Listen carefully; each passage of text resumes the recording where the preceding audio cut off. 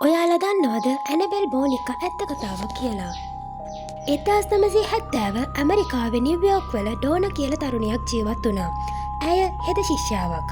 ඇය ඇගේ නේවාසිකාගාරයට මුලින්ම එන දවසේ ඇගේ මව විසින් ඇයට තෑග්ගක් දුන්නා. ඒ ලස්සන හොරු බොඩි බෝනික්කෙක්. ඩෝනගේ මව එය මිලදී ගෙන තිබුණේ පරණ බඩු කඩයකින්. ඩෝන ඒ බෝනික්කට ගොඩක් කැමති වුණා. ඇය ඒ බෝනික්කට ඇනබෙල් කියල නම තිබ්බා. ටික දවසක් යනකොට ඩෝනට තේරෙනවා ඇනබෙල්ගේ පුංචි වෙනස්කම් තියෙනවා කියලා. ඩෝන මේ ගැන ඇගේ මිතුරියක් සමග කියනවා. දිනක් ඩෝන ඇනබෙල් බෝනික්කාව එකම ඉරියාවකින් තියලා ඇගේ මිතුරිය සමග නේවාසිකාගාර කාමරයෙන් පිට වී යනවා. පැය කිහිපයකට පසු ඇය නැවත පැමිණෙන විට ඇනබෙල්ගේ ඉරියව් වෙනස් වී තිබුණා. ඩෝනගේ මිතුරිය හිතන්නේ මේ කාගේ හරි නරක විහිළුවක් කියලා. මේ නිසා ඔවුන් දෙදෙනා නැවත වරක් ඇනබෙල්ගේ ඉරියව් වෙනස් කර තබා නේවාසිකාගාර කාමරයේ සියලු දොර ජනෙල් වසා අකුළු දමා පිට වී යනවා. නැවත පැය කිහිපයකට පසු පැමිණෙන විට දකින දෙයින් ඩෝන සහ ඇගේ මිතුරිය භීතියට පත්වෙනවා. ඇනබෙල් බෝනික්කාගේ ඉරියව් වෙනස් වී තිබූ අතර කාමරයේ බිම හෙල්ප් මී කියලා ලියූ සටහනක් තිබෙන බව ඔවුන් දකිනවා. අත්පුත දේවල් මෙයින් නවතින්නේ නෑ. තවත් දවසක් ඩෝනගේ පෙම්වතා ඇගේ නේවාසිකාගාර කාමරයේ නිදා ගන්නවා. ඔහු දකිනවා භයානක සිහිනයක්. ඒ ඇනබෙල් බෝනික්ක විසින් ඔහුට පහර දෙන බව. ඔහු එක්වරම අවදි වෙනවා. එවිට ඔහු දකින්නේ ඔහුගේ ඇඟ හැමතැනම ලේ සහිත සීරීම් සලකුණු තිබෙන බව. ඇනබෙල් බෝනික්කව පරීක්ෂා කර බලන ඩෝන දකින්නේ කිසිසේත්ම බලාපොරොත්තු නොවූ දෙයක්. ඒ රුධිරයෙන් නැහැවී ගිය ඇනබෙල්ගේ දෑත්.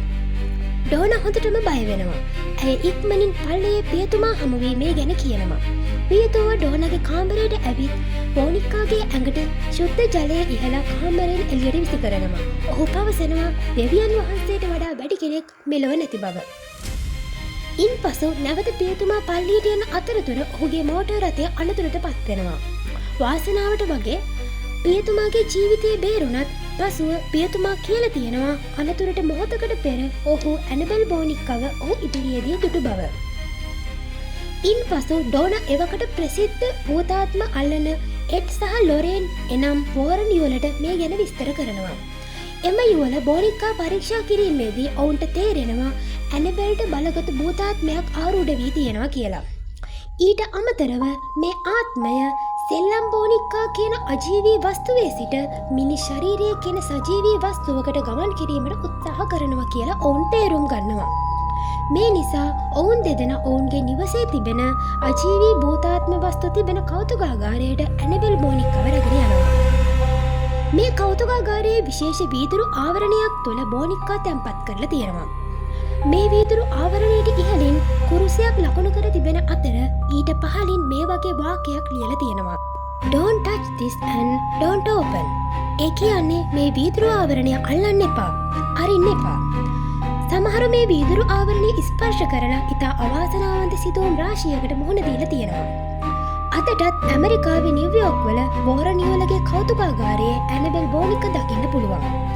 දැන් ඔයාලා මේ දකින්නේ ඇත්තම ඇනබෙල් බෝනික්කගේ පින්තූර කිහිපයක්. ඔයත් ඇමරිකාවේ නිව්යෝක් වල වෝරන් යුවලගේ කෞතුකාගාරයට ගියොත් ඇනබෙල් බෝනික්ක දකින්න පුළුවන්. හැබැයි මතක් කරලා මේ වීදුරු ආවරණය නම් අල්ලන්න එපා. පසු කාලයක කෙනෙක් වෝරන් යුවලගෙන් අහලා තියෙනවා මේ කෞතුකාගාරයේ තිබෙන භූතාත්ම ආරූඪ වූ වස්තු අතරින් ගොඩක්ම භයානක වස්තුව මොකක්ද කියලා. එවිට ඔවුන් කියලා තියෙනවා ඔවුන්ගේ කෞතුකාගාරයේ තිබෙන භයානකම දෙය මේ ඇනබෙල් බෝනික්කා බව.